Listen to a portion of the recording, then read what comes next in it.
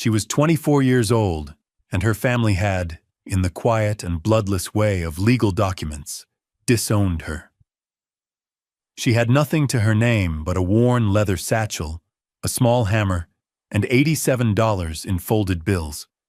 With that money, she bought a worthless patch of alkali flat outside Pioche, Nevada, and the broken-down stagecoach that sat rusting upon it.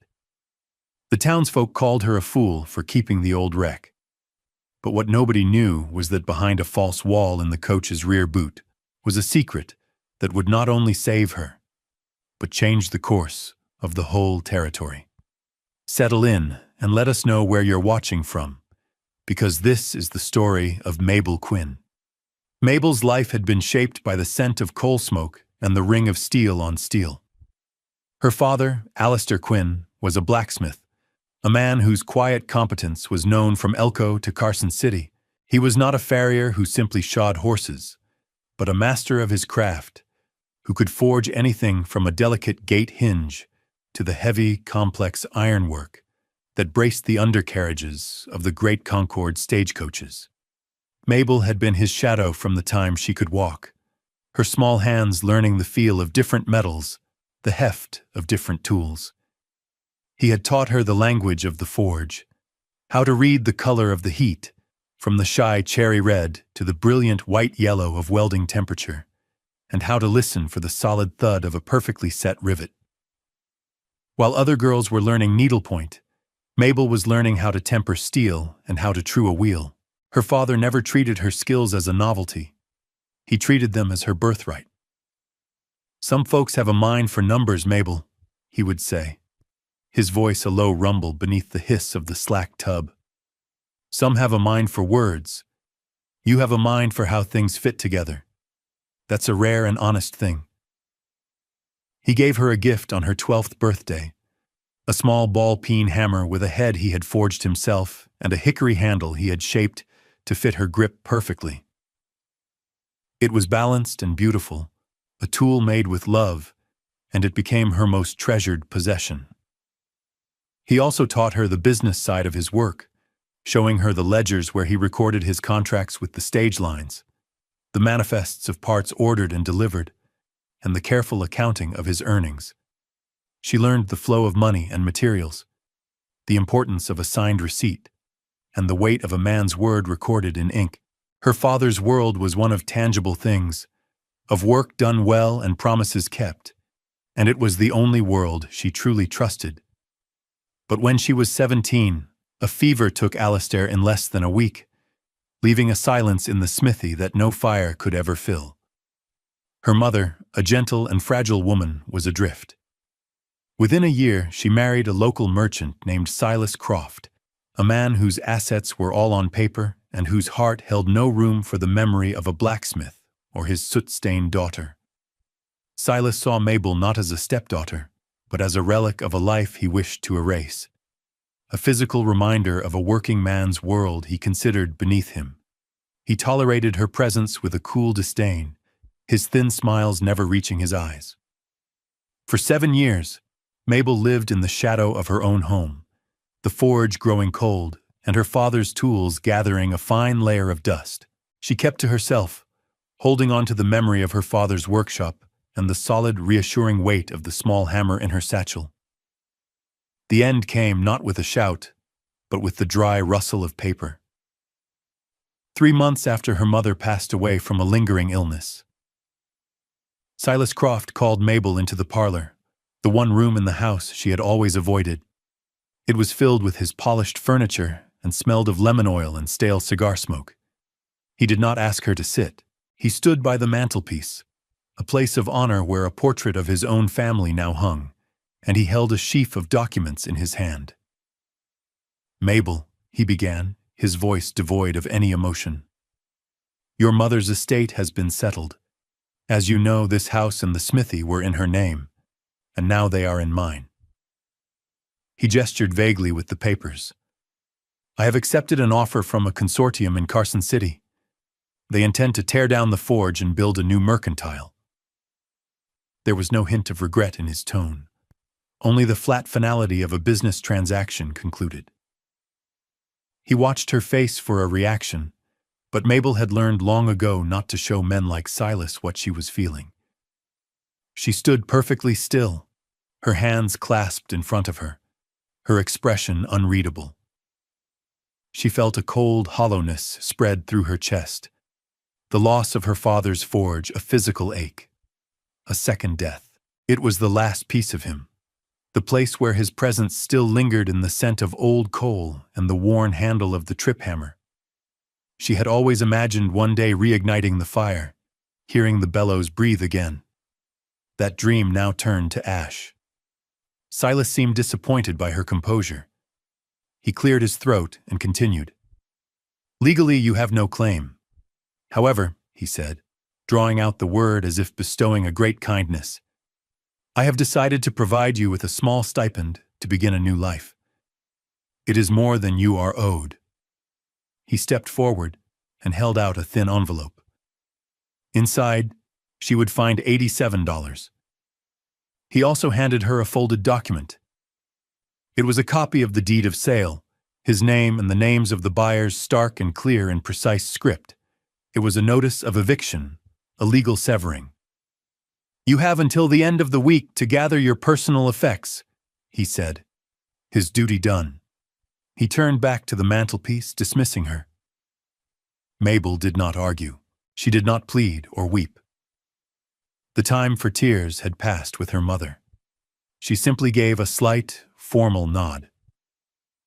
She walked up to her small room, the floorboards silent beneath her feet. She packed her few clothes into a worn leather satchel.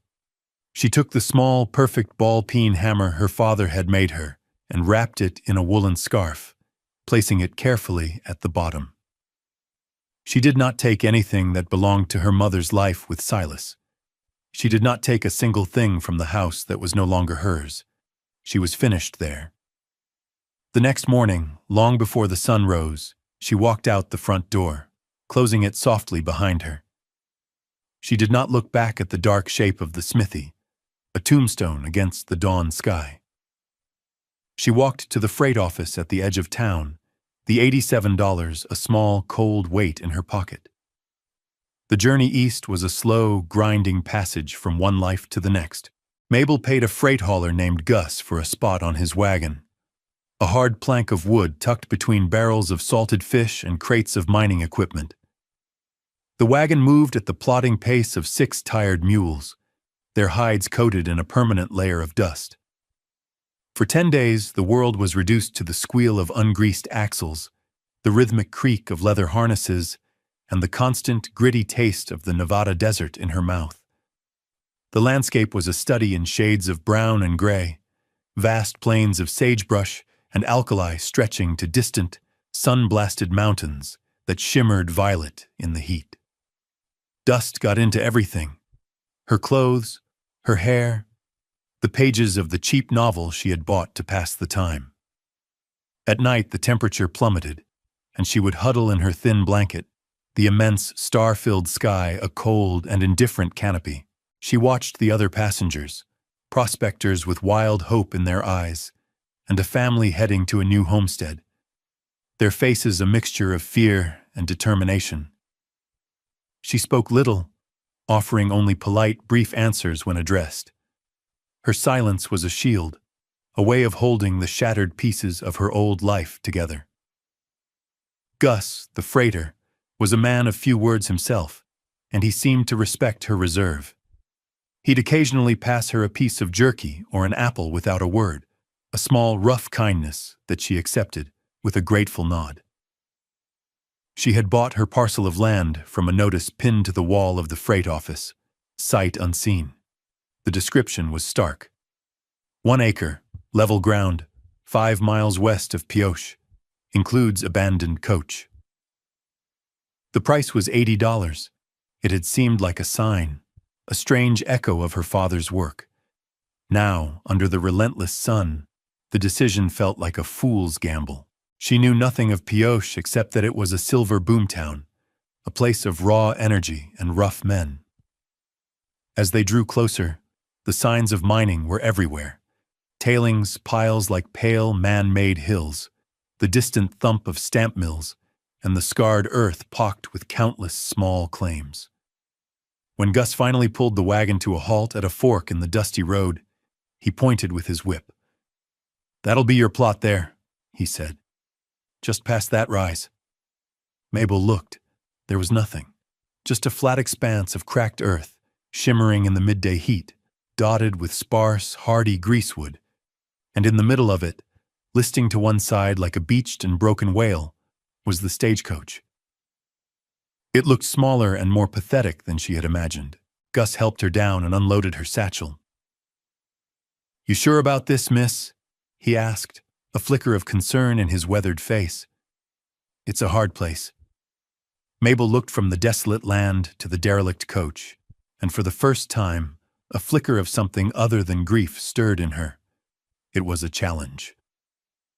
"I'm sure," she said, her voice steady. He nodded, tipped his hat, and with a cluck to his mules, the wagon rumbled on, leaving her alone in a cloud of settling dust, the silence of the desert descending around her. The stagecoach was a ghost of its former glory. It was a Concord. She could tell that immediately by the distinctive egg-shaped body and the thoroughbraces, the thick leather straps that formed its suspension system. Her father had worked on dozens of them, and she knew their construction as well as she knew her own hands.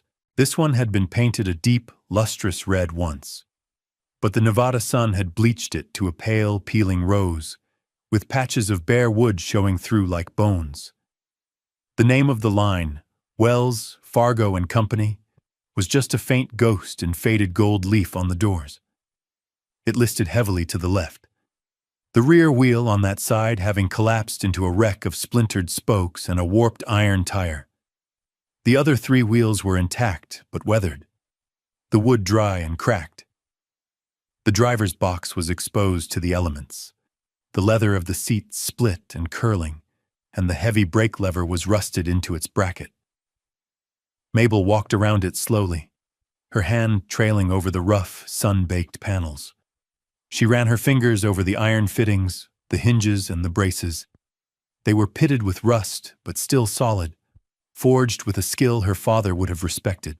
The main body was built of seasoned ash and oak, and though the paint was gone, the wood itself seemed sound, a testament to the builders in Concord, New Hampshire, who had sent their creations on the long journey around the Cape Horn to serve the West. She pulled open one of the heavy doors, its hinges groaning in protest. The inside smelled of dust, decay, and the faint, musty scent of mice. The three bench seats were covered in what had once been fine leather, but it was now shredded and torn, the horsehair stuffing spilling out in clumps. The ceiling was stained with water spots, and a fine layer of sand covered every surface. It was a ruin. Anyone else would have seen it as firewood, as scrap. But Mabel saw the frame. She saw the honest joinery, the strength of the undercarriage, the enduring quality of the ironwork. She climbed up into the driver's seat, her hands resting where 100 other hands had held the reins.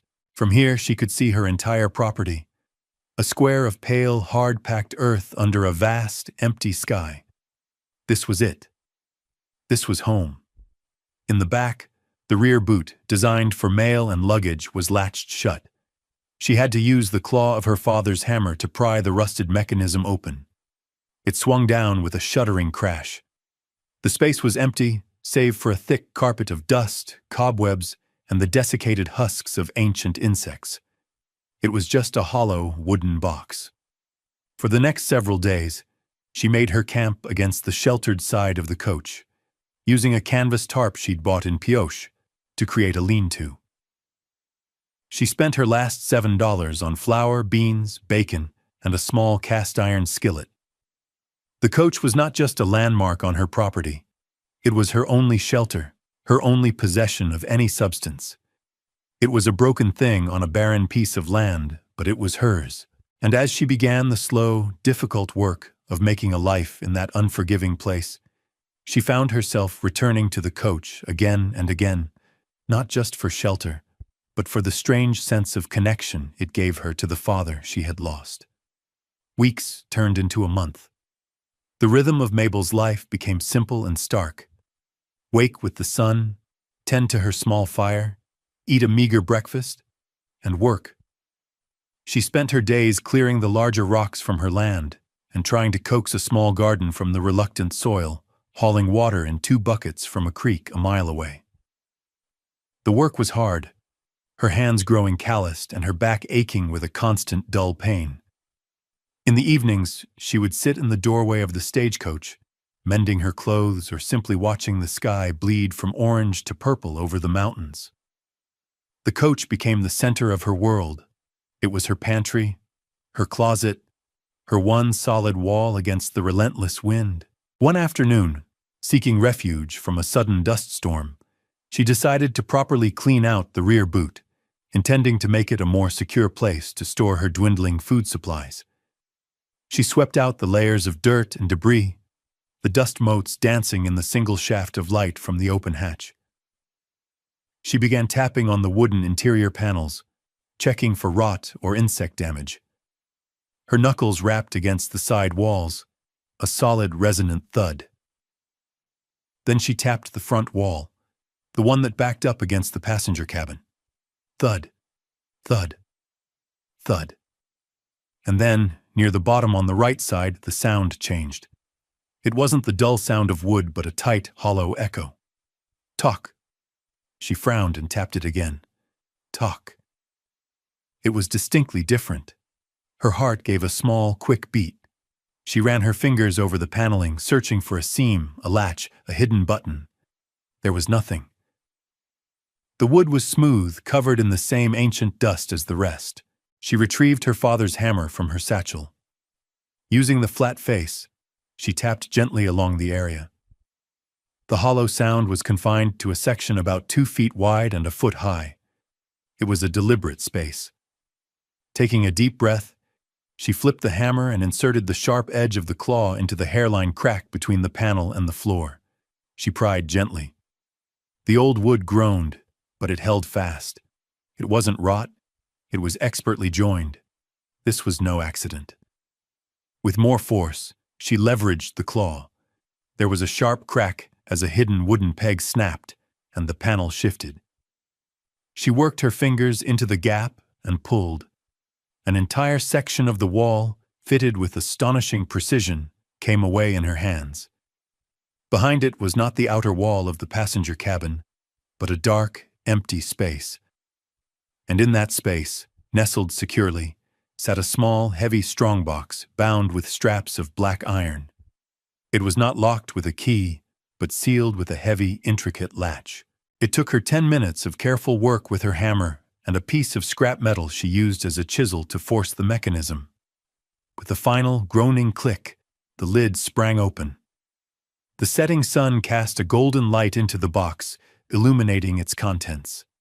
It was filled to the brim with stacks of United States banknotes, bundled neatly with twine, and resting on top of the money was a slim, leather-bound book, a passenger manifest. Mabel's hands trembled as she lifted the manifest from the strongbox. The leather was dry but supple, the kind used for ledgers of importance. The words, Overland Stage Line, Virginia City Division, were embossed in faded gold on the cover. She opened it. The first page was a handwritten note, the script neat and deliberate. The ink faded to a rusty brown. It was not addressed to anyone in particular.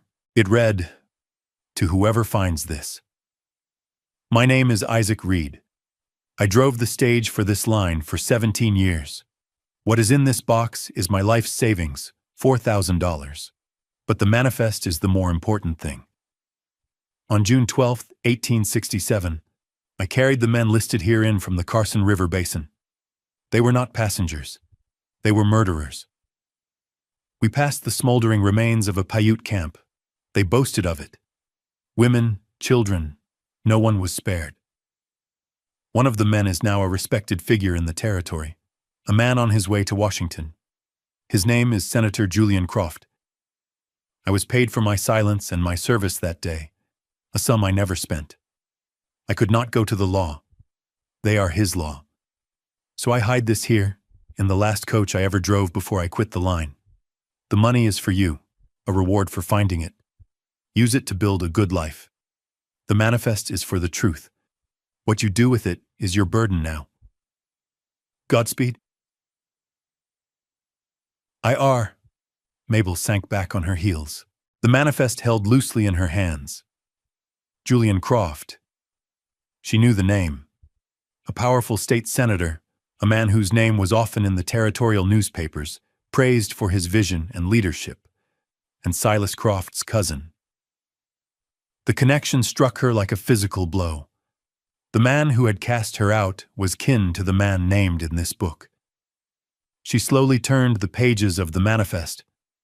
There were the names, 5 of them, listed clearly beside Senator Croft's. The date, the route, the coach number, all meticulously recorded in Isaac Reed's steady hand. This wasn't just a record. It was an indictment, a voice from the grave speaking a terrible truth. She looked at the money in the box. $4,000. It was a staggering sum, a fortune that could change everything. It was enough to buy a proper house, to leave this desolate patch of earth behind forever. She could disappear, start over somewhere no one knew her name, or she could stay. She could use this money, this legacy from a stranger, to build the life she had been denied. The wind howled outside, rattling the loose door of the coach, but inside the cramped, dark space of the boot, the world had gone still. She looked from the money to the manifest, from Isaac Reed's savings to his testimony. He had left her not just wealth, but a choice, a profound and heavy responsibility. She carefully closed the manifest, its terrible secret now hers to keep. She placed it back in the strongbox, on top of the money, and closed the heavy lid. For now, the secret would stay hidden. The first step was not revenge or justice. The first step was to build. With a new sense of purpose, a fire lit in the cold hollowness of her chest. She fitted the false panel back into its place, the secret once more disappearing behind a wall of wood. The first thing Mabel did was not spend the money. She hid it. She dug a deep hole beneath the floorboards of the coach's main cabin, lined it with flat stones, and placed the strongbox inside, covering it with dirt and replacing the boards so no one would ever know. The knowledge of it was enough. It was a foundation, unseen but solid, upon which she could now build. Her first real task was the broken wheel. It was beyond simple repair. It needed to be completely rebuilt. She knew the principles, the way the dished shape gave it strength, the precise angles of the mortises in the hub, but she lacked the heavy tools and the seasoned wood. She walked the 5 miles into Pioche, a town teeming with the chaotic energy of the silver boom. She found the wheelwright's shop tucked away on a side street, the air around it smelling of sawdust and hot iron. The man inside was named Elias Vance, a man well into his 70s, with hands as gnarled as old oak roots. He looked at her skeptically when she described what she needed. "That old wreck out on the flat?" he grunted. "That's firewood, girl, not a carriage." Mabel didn't flinch. "The hub is sound," she said, her voice even, "and the iron tire is salvageable. I need seasoned hickory for 12 spokes and 4 new fellows of white oak. I can pay for the wood and for your time." Elias fell silent, surprised by her specific terminology. He looked at her more closely, at her work-roughened hands and the steady confidence in her eyes. He saw not a foolish girl, but someone who understood the craft. "Hickories, dear," he said, testing her. "And I don't have time for fancies." "I know what it's worth," Mabel replied, and she quoted him a fair price for the raw materials, a price she knew from her father's old ledgers. A slow smile cracked the old man's weathered face. "Well, I'll be," he murmured. "Alistair Quinn's girl. I heard you'd left town." He had known her father, had respected his work. That was the only reference she needed. He agreed to help her, not by doing the work for her, but by allowing her the use of his shop and his tools, guiding her when she needed it. For 2 weeks, Mabel worked in his shop, her father's hammer feeling perfectly at home in her hand as she shaped and fitted the new spokes. She learned the rhythms of pioche. A woman named Martha Gable, who ran the boarding house next door, began bringing her a hot meal in the middle of the day, a thick stew or a plate of beans and bread, never saying much more than, "You need to keep your strength up." A freight driver named Tom Olson, who remembered her from the wagon, saw her struggling to find good, seasoned oak for the felloes, the curved sections of the wheel's rim. A week later, he arrived with 4 perfect pieces he had sourced from a supplier in Utah, refusing any payment beyond a simple thank you. The community began to notice her, not with pity, but with a quiet respect. They saw her dedication, the skill in her hands. They stopped calling her the fool on the flat. They started calling her Mabel. When the wheel was finally finished, true and strong, Elias helped her transport it back to her land. Together, using a system of levers and jacks, they raised the heavy coach and fitted the new wheel onto the axle. When it was done, the coach stood level and proud for the first time in years. It was no longer a wreck. It was a restoration. With the coach now standing square on its 4 wheels, it transformed from a piece of wreckage into a proper structure. It was the anchor of her homestead, a symbol of her persistence. Mabel's next project was to build a life around it. She used a small portion of Isaac Reed's money, exchanging the old banknotes for new currency in careful, small transactions at different banks in nearby towns to avoid suspicion. With it, she bought quality lumber, glass for 2 windows, and a small cast-iron stove. She did not build a separate cabin. Instead, she built her home directly onto the side of the coach, incorporating it into the design. The coach's solid, windowless right side became the back wall of her single-room cabin. Its roof extended over the driver's box, creating a sheltered porch. The coach was no longer just next to her home. It was part of it. The men who delivered the lumber were surprised by her detailed plans, the precise measurements she had drawn on a piece of scrap paper. They saw she was not just building a shack, but a proper dwelling. Elias Vance, who had become a frequent visitor, taught her how to frame the walls and set the rafters. He admired how she used her father's smithing knowledge to forge her own hinges and latches for the door and windows, her small hammer tapping out a steady, purposeful rhythm. Martha Gable would often walk out from town with her 2 young daughters, bringing a basket with fresh-baked bread, eggs, or a jar of preserves. She would sit on an overturned crate and talk to Mabel while she worked, her presence a quiet thread of companionship weaving itself into the solitary landscape. The coach itself became her next focus. She spent weeks carefully scraping away the old, flaking paint, sanding the weathered wood panels until they were smooth and pale. She did not repaint it in the original garish red. Instead, she treated it with linseed oil, rubbing it deep into the grain until the ash and oak glowed with a warm, golden luster that seemed to capture the light of the desert sun. She cleaned and repaired the interior, patching the leather seats with new material she bought in town and stuffing them with fresh horsehair. It was no longer a functional vehicle meant for travel, but a beautiful, preserved room, a quiet space for reflection. Travelers on the road to Pioche began to notice the transformation. The wreck on the Alkali Flat had become a unique and handsome homestead. Mabel's coach, they started calling it. It became a landmark. Freighters would use it as a marker. 2 miles past Mabel's coach, you'll find the turnoff.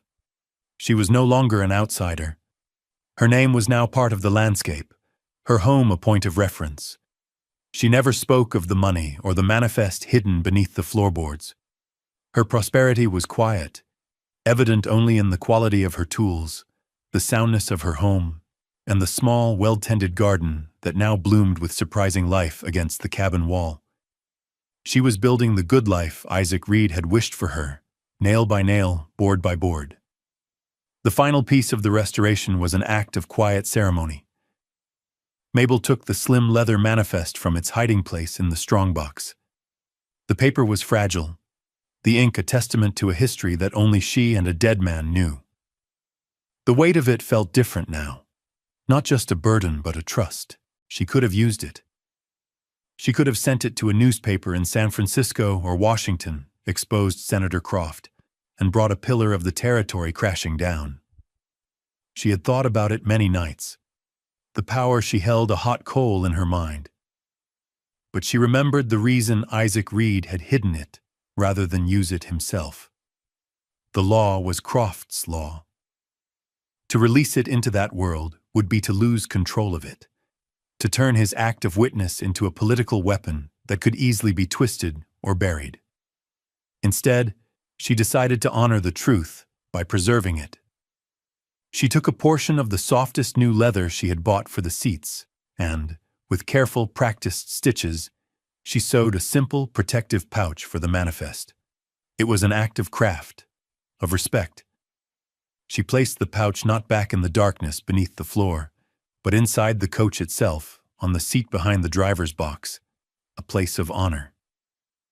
It was there, a quiet, ever-present passenger. In the evenings, she would sometimes sit in the coach's restored interior, the door open to the cool desert air, and simply look at the pouch. It was a reminder that history is not always loud. Sometimes it is a quiet, handwritten list of names, waiting patiently. One cool autumn afternoon, a dusty buggy pulled up to her homestead. A man in a tailored suit stepped out, his face a mask of polite inquiry. It was Silas Croft. He looked at the cabin, at the beautifully restored coach, his eyes taking in the quiet prosperity of the place. He could not reconcile the destitute girl he had cast out with the competent woman standing before him. "Mabel," he said, his voice strained. "I was in Pioche on business. I heard you had settled here." He was fishing, trying to understand how she had accomplished this. "I have," she said, her voice calm and level. There was no anger in it, only a vast distance. He gestured at the coach. "It's remarkable. I never would have imagined." His eyes darted around, looking for the source of her fortune. A lucky mining claim, a wealthy husband he hadn't heard about. He could not comprehend that she had simply built it herself.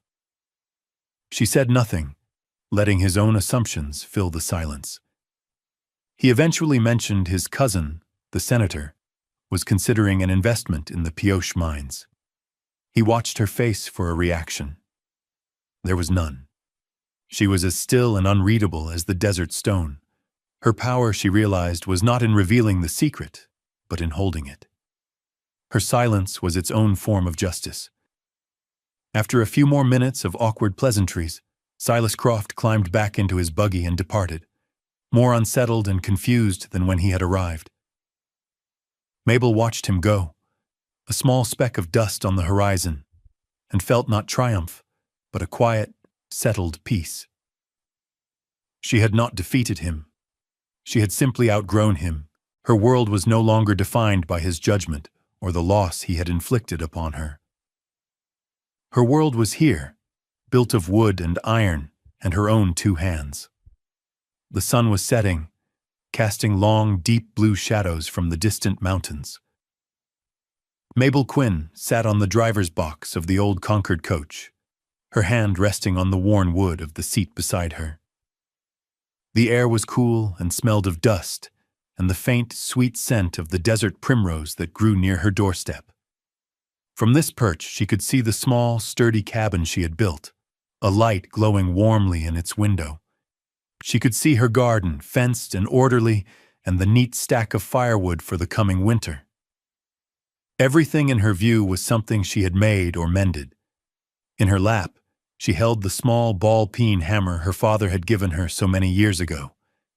The hickory handle was smooth and dark with the oil from her own hands, a perfect extension of her arm. It was a tool of creation, a legacy of honest work. It had built this life. Inside the coach, resting on the back seat, was the leather pouch containing Isaac Reed's manifest. It was a tool of witness, a legacy of quiet truth. The two objects, one from her father who had loved her, and one from a stranger who had trusted her, had become the twin pillars of her existence.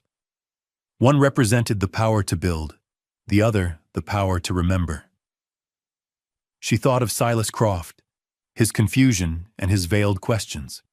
He lived in a world of transactions, of profit and loss, of what could be taken from others. He would never understand that true value was not in what you could acquire, but in what you could restore. He had given her $87 to be rid of her, and with it, she had bought a home, a purpose, and a community. The people of Pioche no longer saw her as a fool. They saw her as a fixture, a part of the town's fabric. Elias Vance now sent apprentices to her to learn about ironwork. Martha Gable traded her vegetables for mending. Tom Olson stopped by on every run, just to share a cup of coffee and news from the road. She was not just surviving, she was belonging. The coach, once a symbol of abandonment, was now a monument to resilience. It was no longer a stagecoach, but it was still a vessel. It carried the story of a driver's conscience, the truth of a terrible secret, and the weight of a young woman's determination. Mabel Quinn was 24 when her family cast her out. She had $87 to her name, and she spent it on a worthless patch of land and the broken coach that sat upon it. It was the best $87 she had ever spent. Thank you for joining us for this story of resilience and quiet strength. If Mabel's journey resonated with you, please consider sharing it with someone who understands that the things we discard often hold the most value. We leave you with this thought. What forgotten thing in your own life, if given care and attention, might hold the key to building something new? Let us know your thoughts in the comments below. What would you do if the family that raised you, the only people you ever called your own, cast you out into the world with nothing but the clothes on your back and a heart full of undeserved shame? For 18-year-old Sally Renner, this wasn't a question. It was the bitter reality of the spring of 1880.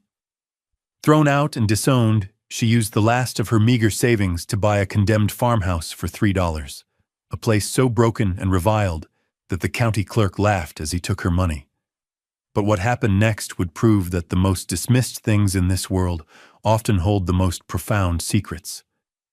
The truth sealed inside that crumbling stone chimney would not only rewrite Sally's own history, but it would also stun the very community that had written her off as a fool. Settle in with us for a story of quiet resilience and incredible vindication, and let us know in the comments where you're watching from tonight. The dust of the road from the Lander estate had long since settled, but it clung to the hem of Sally's worn wool skirt like a second skin, a constant reminder of her exile. It had been 3 days since Silas Lander, the man she had been raised to call her brother, had stood on the grand porch of the house she'd once considered home and pointed toward the road. His father, the formidable patriarch who had taken Sally in as a foundling infant, was only a week in the grave. With his passing, any claim she had to a place at their table had evaporated. "You were charity, Sally," Silas had said, his voice cold and final. "Charity has its limits." He had pressed 3 silver dollars and a small handful of copper cents into her palm. Payment, he'd called it, for 18 years of service. It was not an inheritance. It was a severance. She had taken the coins without a word, her face a still mask that betrayed none of the shattering betrayal she felt inside. She packed a small satchel with her only other dress, a brush, and a tattered book of verse her adoptive mother had given her before she passed years ago. Then she had walked away, never once looking back. She walked for 2 days, sleeping in barns and rationing a small loaf of bread bought in a town where no one knew her name. She was heading toward the unorganized territories, a place where a person could disappear and start again. But her feet, acting on some instinct she didn't understand, had led her here, to the county seat of Providence Creek. It was a place on the edge of the Lander holdings, a town that lived in the shadow of their wealth and influence. It was here, in the dusty county records office, that she saw the notice, a single sheet of paper, tacked to a board of foreclosures and tax auctions. Condemned property, Lot 7, the old Blackwood place, unfit for habitation, to be sold for clearance of title, $3. The clerk, a man with a stained vest and weary eyes, had looked at her with pity when she pointed to it. That place, miss? It's a ruin. Has been for 30 years. Folks say the ground is soured. He'd told her the stories of the original owner, Elias Blackwood, who died in a fit of madness, of the bad luck that clung to the sagging roof and the leaning chimney. No one had lived there since. The Landers had long since bought up all the surrounding acreage, but even they wouldn't touch that particular 2-acre plot. It was an island of decay in their sea of prosperity. "It's $3 to you," the clerk had said, a small, cruel smile on his lips, and a lifetime of regret. Sally had simply pushed the $3 silver across the worn wooden counter, the ones Silas had given her. It felt right, somehow. Using the price of her dismissal to buy the one thing no one else wanted. The clerk had stamped the deed with a loud thud, the sound of finality echoing in the quiet room. He slid the paper toward her. "It's yours, then. Good luck with the ghosts." Sally folded the document, her hands steady, and placed it in her satchel. She now owned a ruin. She was the proprietor of a ghost. But for the first time in her life, she owned a key to a door, even if that door was barely hanging on its hinges. It was a start. The farmhouse, officially hers by law and a pittance of silver, existed more as a rumor than a structure in the minds of the people of Providence Creek. When she used her last few cents to purchase a half-starved mule and a sack of flour at the general store, the whispers followed her like burrs on a blanket. The store owner, a man named Henderson, counted her coins with a dubious expression. "The Blackwood place, you say?" he'd asked, his voice low. "That's a hard piece of land, miss. A hard place to be alone." Sally merely nodded, her gaze fixed on the worn leather harness she hoped to afford next. She named the mule Gideon, for his bony resilience mirrored her own. He was old, one eye clouded over, but his breathing was steady. He was a creature who, like her, had been deemed surplus to requirements. Together, they made a sorry-looking pair as they stood in the town's dusty main street. A girl with nothing and a beast worth next to nothing. Owners of a property worth less than that. The purchase was an act of such perceived folly that it became an immediate source of town amusement. Men leaving the saloon would nudge each other. "See that girl? Bought the Blackwood curse for the price of a whiskey?" Women would shake their heads, murmuring about pride and foolishness. They saw a girl too proud to accept further charity, so stubborn she would rather starve in a collapsed hovel than bend her knee. They weren't entirely wrong, but they couldn't see the iron core of determination that had been forged in the cold silence of the Lander house, the quiet resolve of a person who had learned early that the only one she could ever truly rely on was herself. The house wasn't a curse to her. It was a challenge. It was a patch of earth that was hers alone. Was it foolish pride that made her buy it? A desperate attempt to own something, anything, in a world that had told her she owned nothing?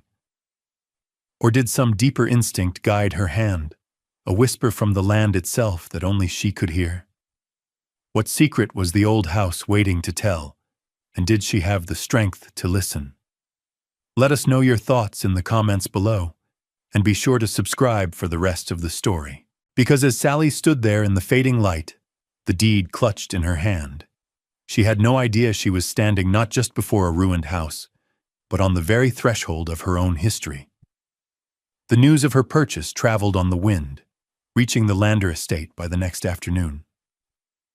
Silas Lander was in the stables, overseeing the grooming of a fine new stallion, when one of his ranch hands mentioned it with a snicker. "Heard that Renner girl bought the old Blackwood ruin, Mr. Lander. Paid $3 whole for it." Silas stopped, a leather polishing cloth in his hand. He turned slowly, a look of utter contempt on his face. He let out a short, sharp laugh that was devoid of any humor. $3? For that pile of rot? The girl has no sense. I gave her that money to get clear of this county, not to plant herself on its ugliest sore. He tossed the cloth aside and strode out of the stable, his boots kicking up dust. He saw it as a personal affront, a pathetic attempt to cling to the edges of his world. That evening, he rode into Providence Creek and made a point of stopping at the saloon. He bought a round for the house, his voice booming through the smoky room. "To Sally Renner," he toasted, raising his glass. "The new queen of the Blackwood Bog. May her reign be long and her roof leak free." The room erupted in laughter, and Silas drank deeply, the ridicule of Sally a balm to his own insecure pride. He was the master now, and her foolishness only served to underscore his own importance. He was sure she would last a month, maybe 2, before the winter broke her spirit, and she came crawling back, begging for a place in the scullery. The thought pleased him immensely. A few days later, as Sally was loading her meager supplies onto Gideon's back, a figure detached itself from the shadows of the livery stable. It was a woman, ancient and frail, her face a roadmap of wrinkles. Her name was Elspeth, a recluse who lived in a small cabin by the creek and was regarded by the townsfolk as half-mad. She rarely came into town, and when she did, she spoke to no one. But now she walked directly toward Sally, her eyes pale and startlingly clear, fixed on Sally's face. She stopped a few feet away, her presence creating a small circle of silence around them. People watched from a distance, curious. Elspeth raised a trembling, bird-like hand and pointed not at Sally, but in the direction of the farm. Her voice, when it came, was a dry rustle, like leaves skittering across stone. "They think the branches are all that matter," she whispered, her gaze unwavering. "But the house knows. Some roots run deeper than the plow can reach." And then, just as suddenly as she had appeared, she turned and shuffled away, disappearing back into the alleyway from which she'd emerged. The crowd of onlookers let out a collective breath, shaking their heads at the old woman's strange pronouncements. Sally stood frozen for a moment, the cryptic words hanging in the air. The house knows. It made no sense. Yet the phrase echoed in her mind, not as a warning, but as something else. Something that felt strangely like a promise. She tightened the last strap on Gideon's pack, gave the old mule a gentle pat on the neck, and turned her back on the town. She had been mocked, and she had been given a riddle. Now it was time to go home. The journey to the Blackwood place was only 5 miles, but it felt like crossing a continent. The road, little more than 2 wagon ruts, dwindled into a faint track that wound through the tall prairie grass. The prosperous, well-tended fields of the Lander estate gave way to untamed wilderness. Here, the land was different. It felt older, wilder. Hawks circled high overhead, their cries sharp and lonely. Gideon plodded along, his pace slow but steady, the rhythm of his hooves a comforting percussion in the vast silence. Sally walked beside him, one hand resting on his flank. The sun was warm on her shoulders, and for the first time since leaving the Landers, a sliver of peace settled in her heart. This was her journey. No one had sent her on it. No one was waiting at its end. The path and the destination were hers alone. As the afternoon began to wane, she saw it. The house stood on a low rise, silhouetted against a sky streaked with amber and violet. From a distance, it looked less like a building and more like a skeleton. The roofline sagged in the middle, a broken spine. One wall leaned at a precarious angle, and the chimney, tall and built of dark, heavy stone, seemed to be the only thing holding that side of the house upright. The land around it was a chaotic tangle of overgrown lilacs, thorny brush, and weeds as tall as a man. The clerk hadn't been exaggerating. It was a ruin. A wave of despair, cold and sharp, washed over her. What had she done? Silas was right.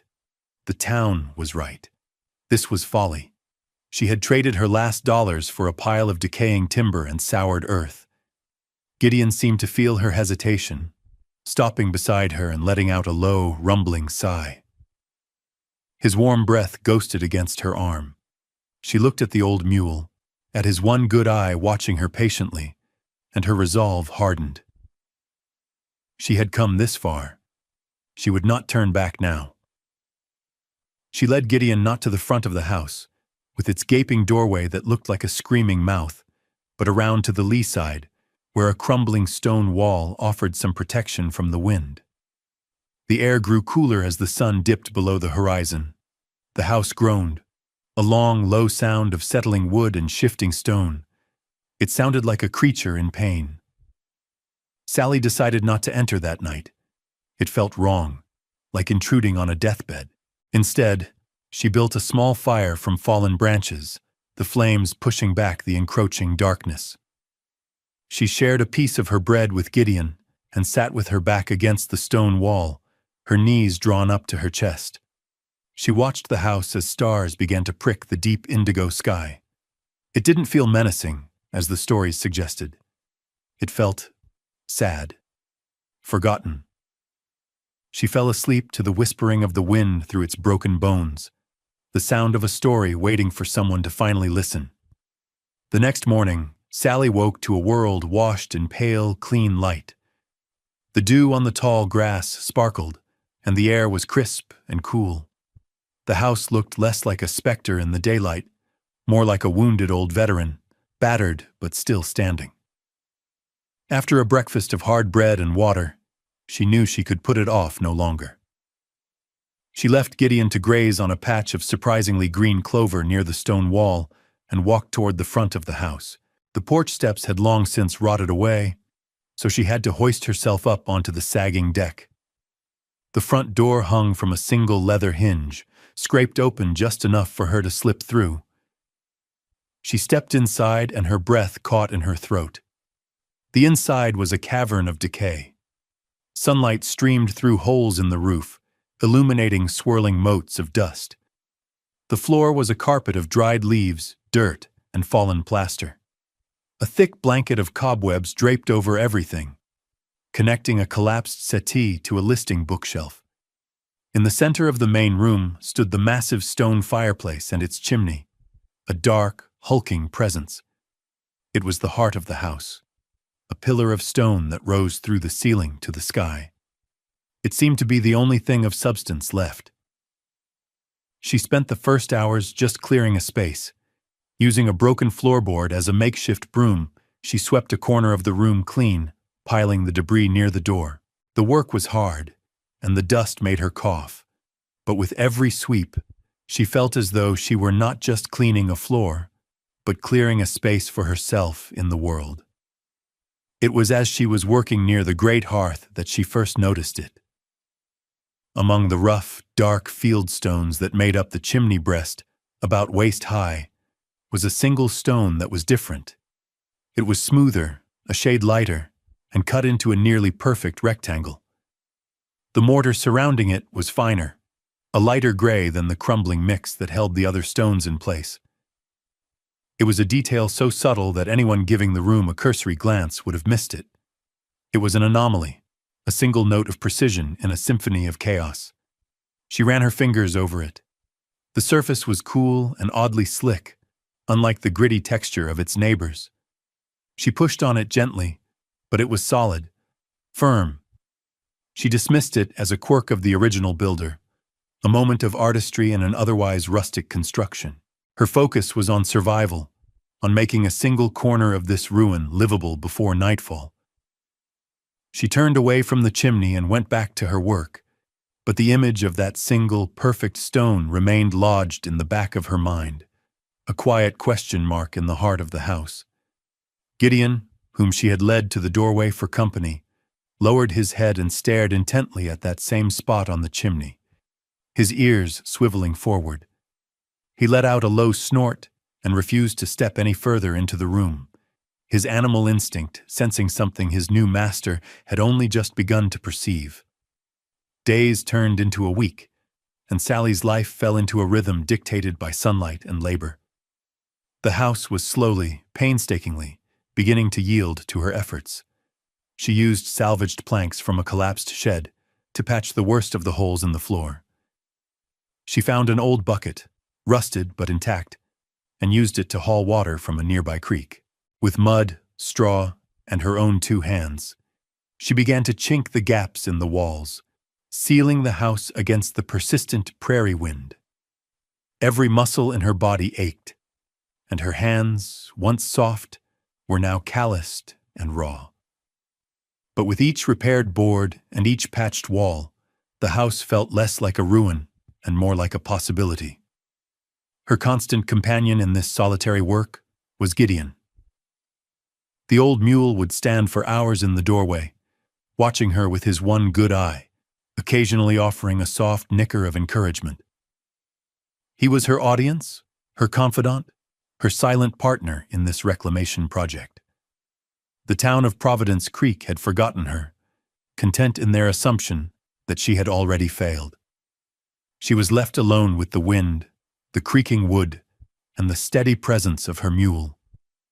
The mystery of the chimney, however, refused to be forgotten. The strange stone continued to draw her eye. One afternoon, while sweeping the thick layer of soot and ash from the hearth, she found something else. Near the base of the chimney, almost hidden in a crack between the floorboards, was a small pile of fine, reddish dust. It wasn't soot, and it wasn't dirt from the floor. It was the color of brick or clay, ground to a powder. She rubbed some between her fingers. It was gritty and strange. It seemed to have trickled from the chimney itself, from somewhere near that one peculiar stone. That evening, a chill set in, and she decided to risk a fire. She gathered dry wood and carefully laid it in the great hearth. When she lit the kindling, the flames caught quickly, but the smoke did not rise. Instead, it billowed back into the room in a thick, acrid cloud, making her eyes water and her throat burn. It was as if the flue was completely blocked. She quickly smothered the flames, coughing in the smoky air. The chimney was impassable. It was more than just old. Something was deliberately obstructing it. She remembered the reddish dust. She remembered the perfectly cut stone. She thought of Elspeth's words. Some roots run deeper than the plow can reach. Her hands, which had spent days learning the texture of wood, plaster, and stone, now sought out the anomalous block again. She pressed against it, tracing its edges. This time, her calloused fingertips registered something they hadn't before. A faint, almost imperceptible seam along the bottom edge. It wasn't just a different stone, it was a door. Her labor had been an investigation, her hands learning a truth her mind was only now beginning to accept.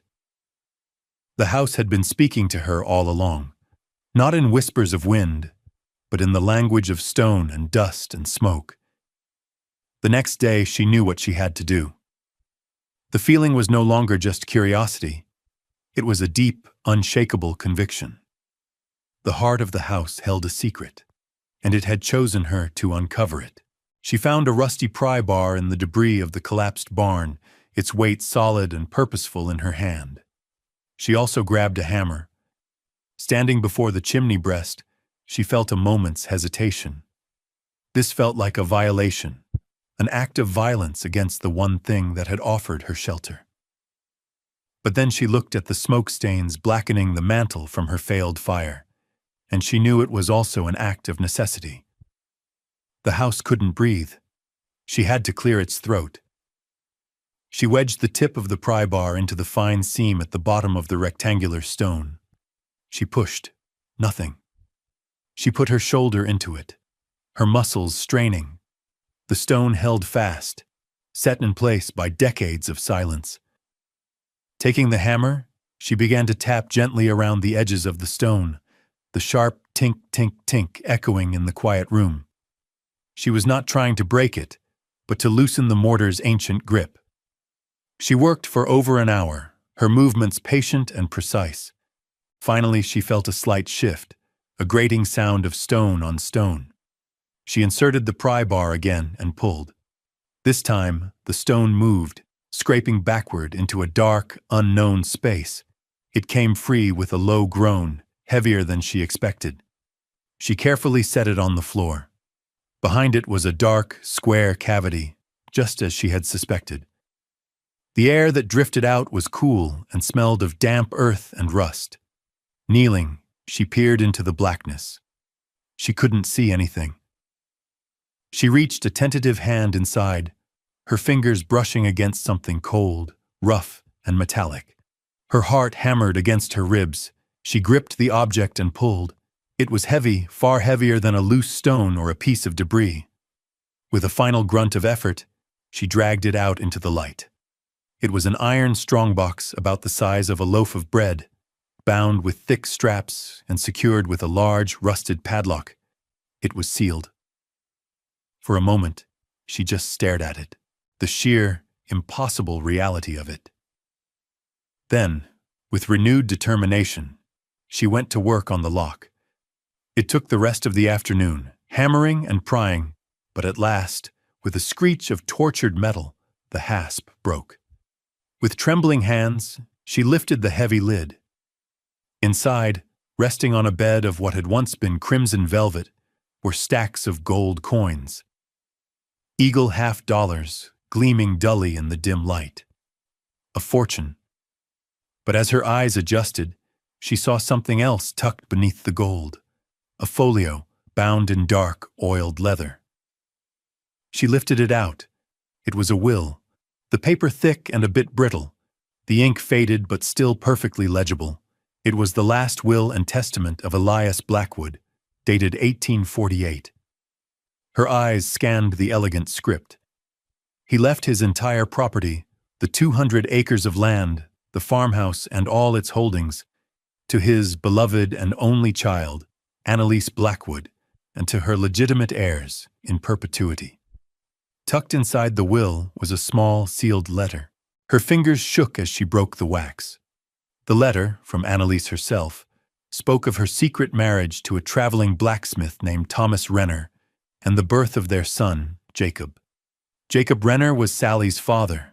The Landers, the will clarified in a bitter addendum by Elias, were merely hired overseers. A final desperate letter from Annalise detailed how, after her father's death, the Landers had driven her and her husband away with threats, seizing the farm and forging documents to claim it as their own. Sally sank back on her heels, the papers clutched in her hand.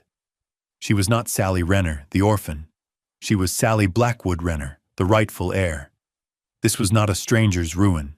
This was her home. That night, a storm rolled in from the west.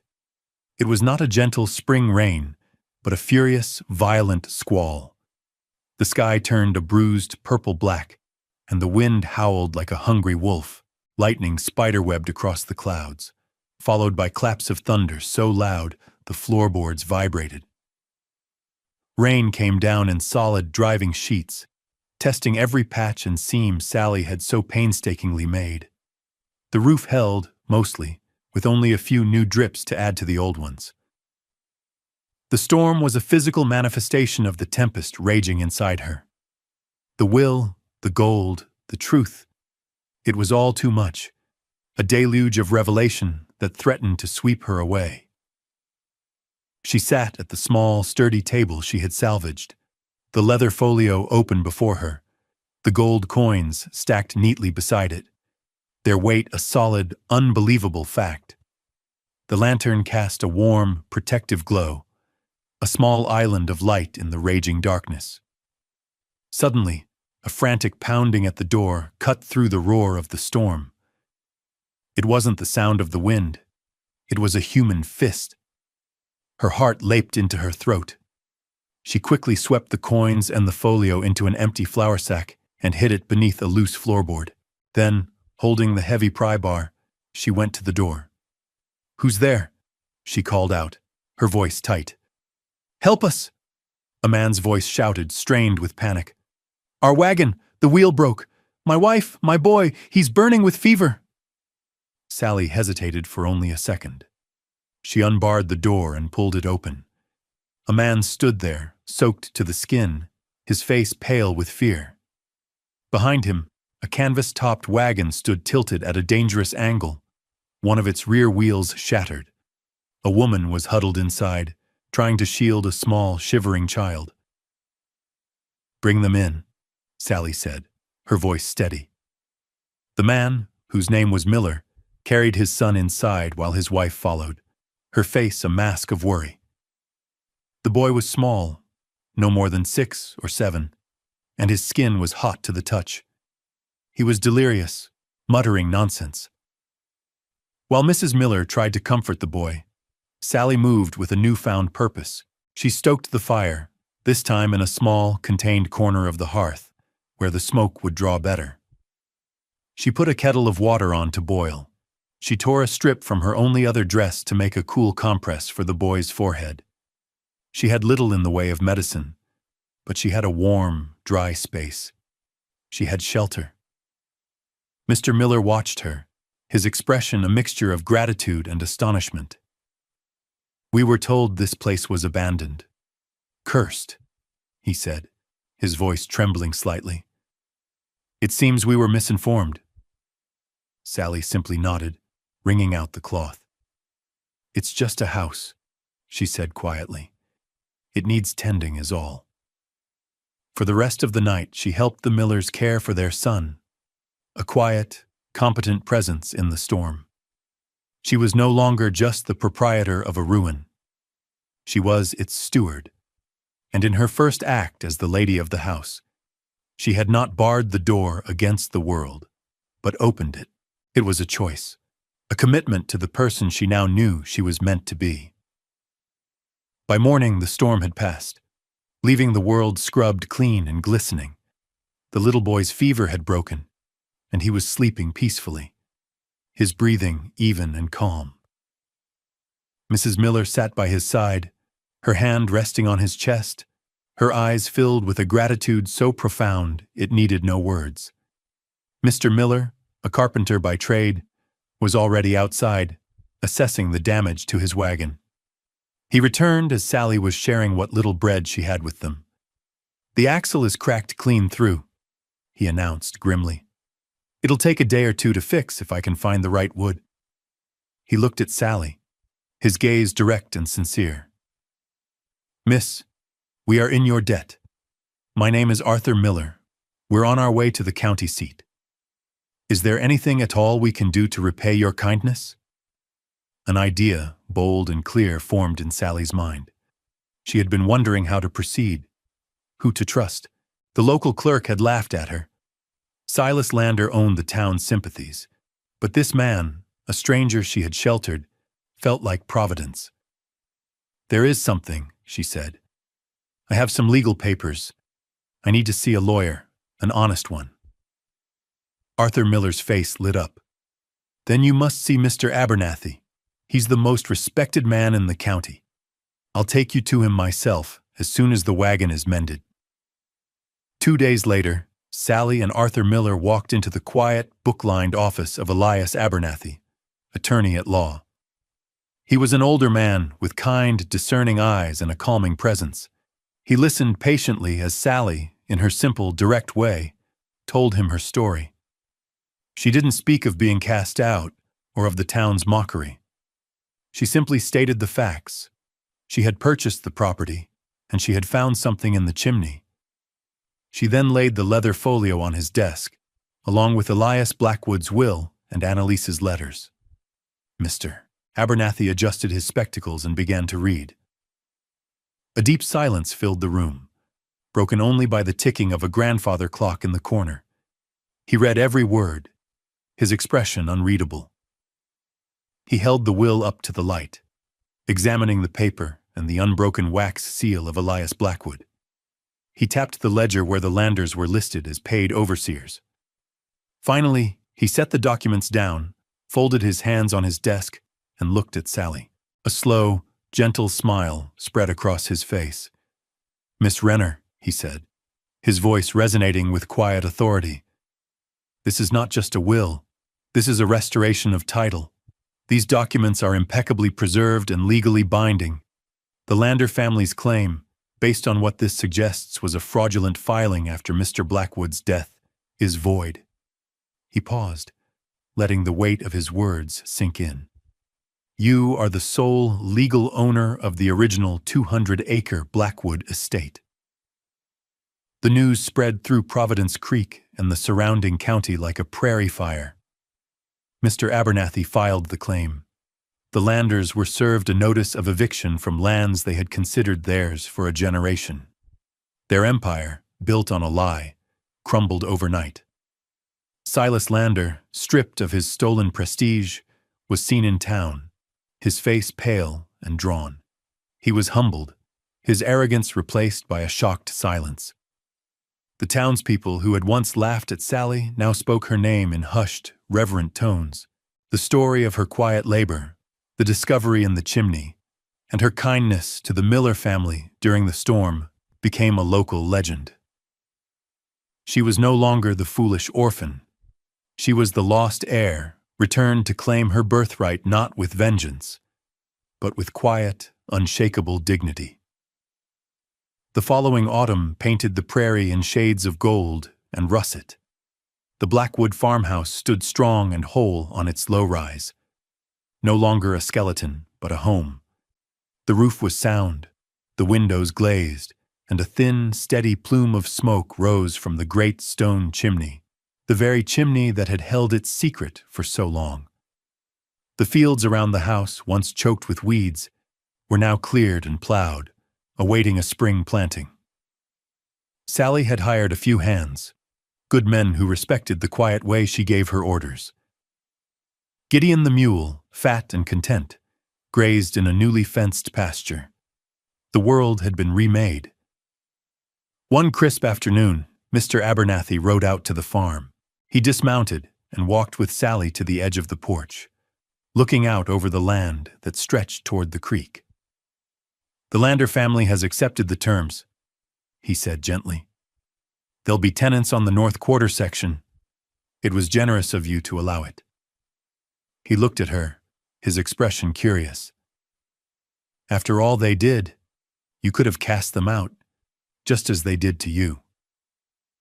Sally didn't look at him. Her gaze was fixed on the horizon, on the way the golden light touched the rolling hills. The land looked peaceful, content. She thought of the gold coins, safely deposited and used to fund this new beginning. She thought of the house, breathing easy at last. She thought of the name Blackwood and the name Renner, and how they had finally come home. "A person doesn't own land, Mr. Abernathy," she said, her voice soft but clear, carrying the quiet moral of her entire journey. "You just borrow it for a while and try to leave it better than you found it." The old lawyer simply nodded, understanding that he was in the presence of not just an heiress, but a true steward. Thank you for joining us on this journey to 1880 Iowa, a story about the quiet strength of forgotten things and the power of a single, determined heart. What the world dismisses often contains the very thing the world most needs, whether it's a condemned old house or a person who refuses to be broken. If you were moved by Sally Renner's story of resilience and restoration, please consider leaving a like and letting us know your favorite part in the comments below. Be sure to subscribe to our channel for more tales of history's hidden heroes and the incredible secrets they uncover. We'll be back next week with the story of a lone prospector and the secret he found not in a river, but in the heart of an old, blind horse. Until then, take care.